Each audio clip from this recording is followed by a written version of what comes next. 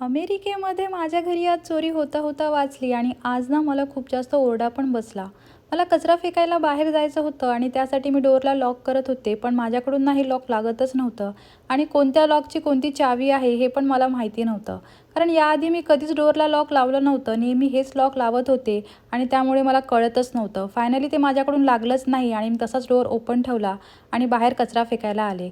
अमेरिकेमध्ये कचरा फेकायला स्वतःच कचराकुंडीजवळ जावं लागतं. इथे कोणीही आपल्या घरी कचरा घ्यायला येत नाही. इथे आपल्याला स्वतः बाहेर जाऊन कचरा फेकावा लागतो.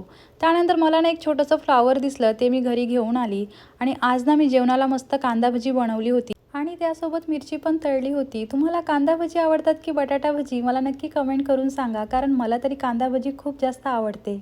त्यानंतर इव्हिनिंगला आम्ही जिमला गेलो, कारण एवढं ऑइली खाल्ल्याच्या नंतर जिमला जाणं तर गरजेचंच होतं. आणि असा होता माझा आजचा दिवस. Thanks for watching. बाय. अमेरिकेमध्ये माझ्या घरी आज